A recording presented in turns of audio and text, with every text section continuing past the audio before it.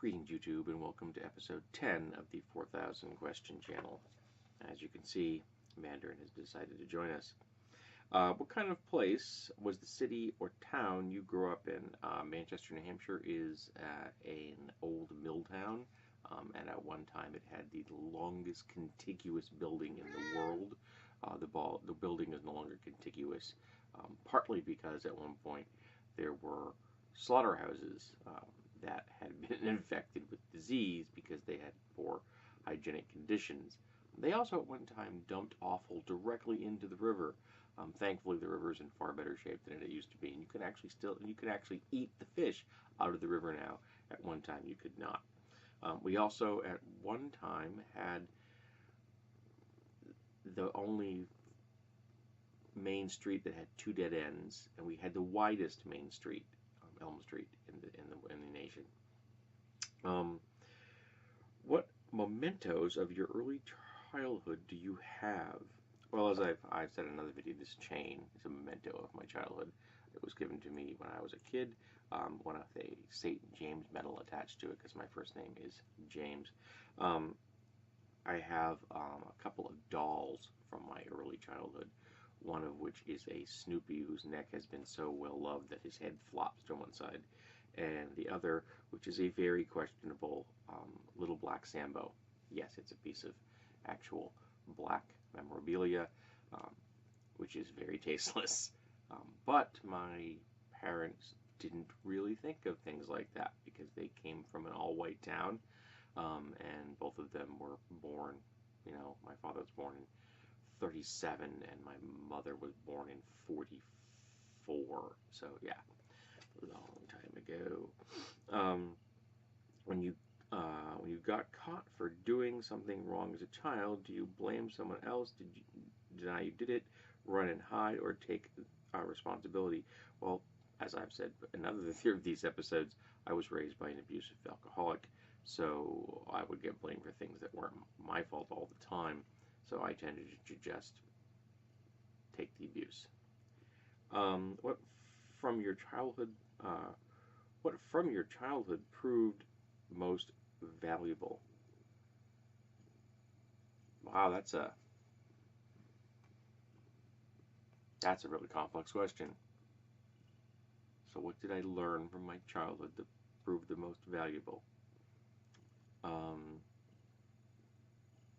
can't trust adults. That was a good one.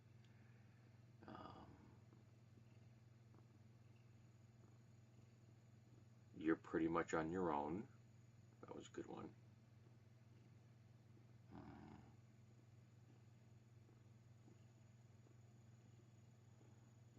Anger is the most important response to everything in the world.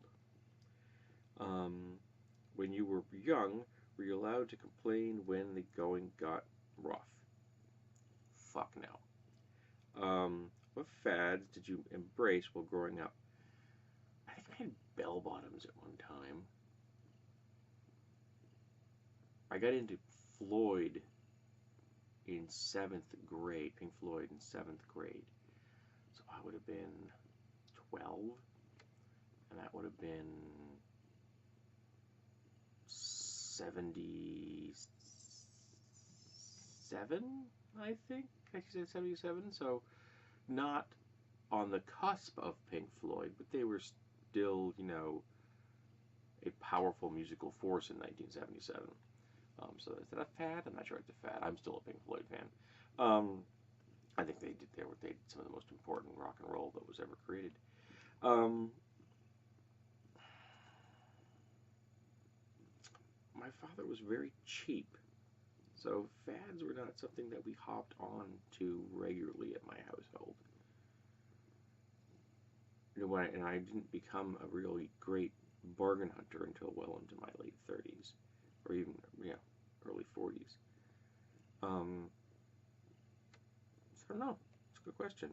I'll maybe revisit that at some point.